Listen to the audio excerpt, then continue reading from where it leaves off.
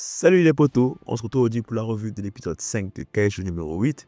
C'est plus attendre, c'est parti. Kafka, Narumi et Shinomiya qui sont encore face au Kaiju numéro 9 et qui essaient d'attaquer, mais bien sûr le Kaiju numéro 9 est beaucoup trop fort pour eux. Et même malgré les techniques, malgré les attaques de Narumi et Kafka à répétition, t'as le Kaiju numéro 9 en fait qui est juste trop pépère, trop posé, trop OP pour eux et qui leur fait clairement comprendre qu'ils n'ont pas le niveau.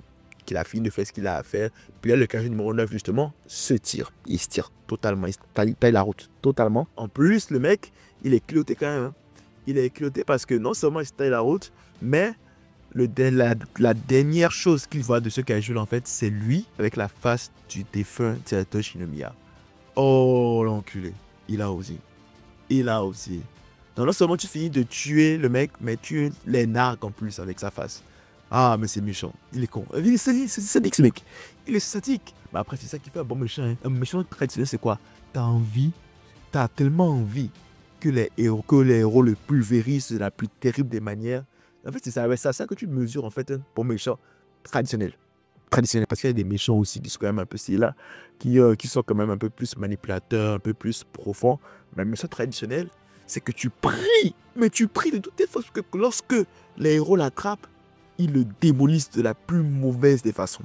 Et c'est ce que moi je veux, c'est ce que moi j'attends en fait. Que lorsqu'ils mettront la main de manière efficace sur ce Kaiju numéro 9 là, mais qu'ils ne le tuent pas seulement, qu'ils le broient, qu'ils le réduisent en miettes. Genre non. Je n'ai aucune empathie pour ce Kaiju là, pour ce antagoniste, je n'en ai aucune. Et c'est peut-être ça qui fait que c'est un antagoniste correct en vrai. Bref, tout est mal qui finit en pire parce que ils ont laissé le Kaiju numéro 9 s'enfiler. Et voilà, ils vont devoir faire le deuil du directeur Shinomiya qui est décédé. Donc là, ils sont à l'enterrement du directeur Shinomiya, donc là. Puis Kikoru, éventuellement, évidemment, n'est pas allé à l'entraînement parce que voilà, elle s'en veut à mort, la pauvre. Elle s'en veut à mort, mais je peux comprendre. Clairement, je peux comprendre. Et là, oui, il y a le deuil, mais je pense que l'idée est générale. Enfin, l'envie est générale, c'est qu'il faut devenir plus fort. Donc, tous les membres de la brigade anti-Kaiju, une défense anti-Kaiju, ont en tête la même chose, c'est qu'il faut devenir plus fort. C'est qu'il faut se préparer en fait. Donc là, les mecs, oui, ils pleurent un peu les directeurs Shinomiya, mais le jour d'après déjà, ils sont prêts. Ils sont en train de s'entraîner dur, mais s'entraînent genre de manière dure. Même Kikoru là, elle est en plein training arc de malade. Puis techniquement, en fait, elle doit affronter Gen à la fin où je pense qu'elle a su un entraînement de la part de Gen. Et elle a juste un mois pour battre les autres, les vice-capitaines de Gen, qui sont quand même pas dégueux. Ils sont pas dégueux non plus, mais Shinomiya, elle a juste un mois pour les battre. Et après, pouvoir suivre l'entraînement de Gen. Sauf que Gen, comme d'habitude, Gen reste Gen. Hein. Genre, mec, il joue aux jeux vidéo et tout. Il cache bien son deuil. Il cache bien son deuil. Mais je pense que lui aussi, quand même, il de rien, ça lui fait quand même un peu mal. Ça fait quand même un peu mal. Mais il y a des scènes du manga que j'ai pas encore vues dans l'animé et qui, je pense, sont en train d'être skippées. J'attends le prochain épisode avant d'en parler, mais j'ai l'impression qu'il y a quand même des choses qui sont en train d'être skippées et ça ne me plaît pas si elles sont skippées. C'est ce genre de scènes-là. Bref, donc on dit à Kafka qui est en train d'être un peu de la misère parce qu'il n'arrive plus à redevenir totalement humain. Genre, on dirait même qu'il est en train de devenir beaucoup plus Kaiju qu'humain parce qu'il a des restants de Kaiju qui sont en lui à chaque fois. Donc là, il est un peu sous surveillance intense et là, t'as Kafka qui, malgré tout, reste zen, cool, tranquille, relax. Et même s'il est en résidence surveillée, hein, il y a deux mecs qui le surveillent, là il les amène justement à son ancien travail, aller voir ses anciens potes et tout, ancien travail tranquille. Petite scène sympa où Kafka retrouve ses potes, relax, tranquille, ça discute, ça rigole.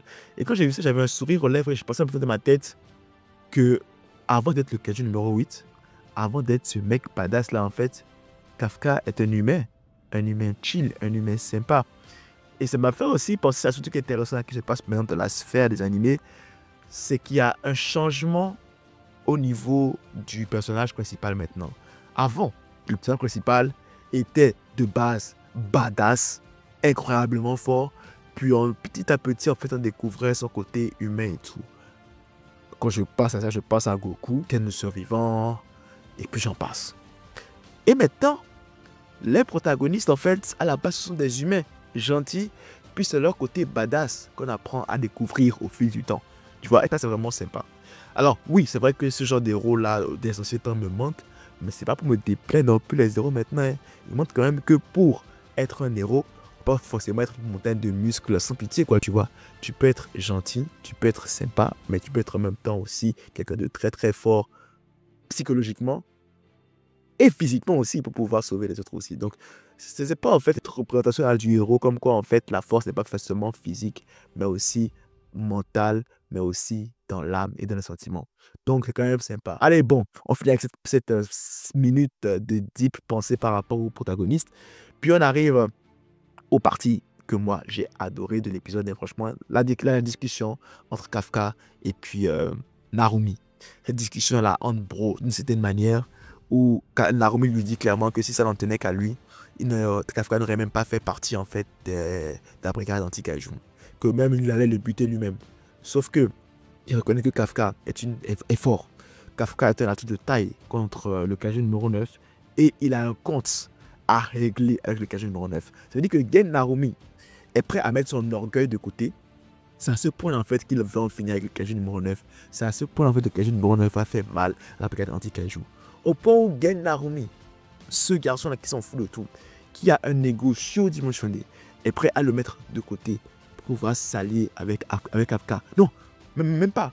Pour demander à Kafka son aide. Pour demander qu'il a besoin de lui pour pouvoir passer le Kaiju numéro 9. C'est à ce point le Kaiju numéro 9 est devenu une menace importante. Et c'est à ce point-là Narumi a envie d'en finir avec le Kaiju numéro 9. Et Kafka qui lui répond que lui aussi de toute façon, il est prêt. Et qu'il fera tout pour le Kaiju numéro 9. Parce que, mine de rien, on l'oublie, mais ces deux-là étaient là. Ces deux-là savent ce qu'ils ont ressenti quand le Kaiju numéro 9 a tué le directeur Shinomiya et quand il les a nargués en s'éloignant. Donc voilà quoi, ça c'était une très belle chose. C'est vraiment sympa, agréable à regarder. Puis, les deux dernières scènes intéressantes, c'est la scène où tu as le vice-directeur, si tu veux bien, le pote du directeur Shinomiya, qui prend connaissance du projet que le directeur Shinomiya, avait en tête. Et quand il le regarde, il lui dit, ah mais putain, maintenant tu me veux me laisser faire le sale travail.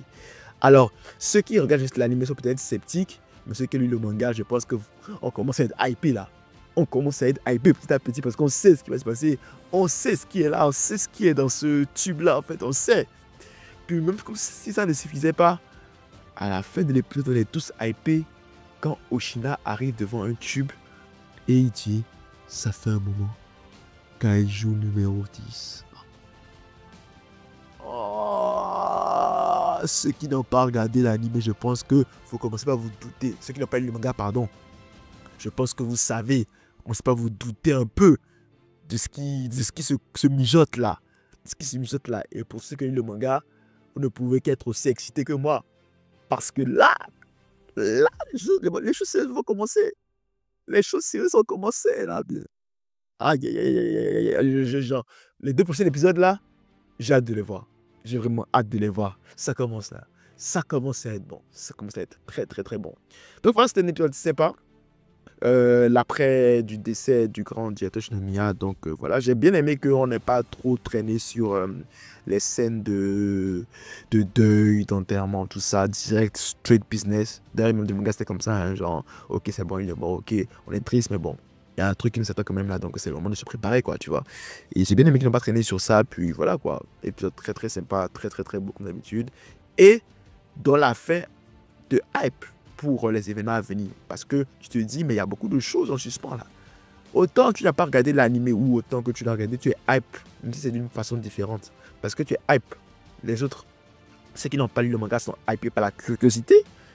Et nous qui avons lu le manga, nous sommes hypés par l'anticipation des événements à suivre et qui seront animés.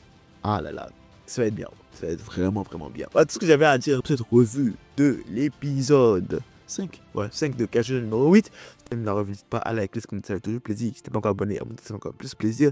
Max de like, max de partage, on se retrouve très, très pour une nouvelle vidéo. C'est ça pour nos vidéos proches. C'est tout pour moi. À la prochaine.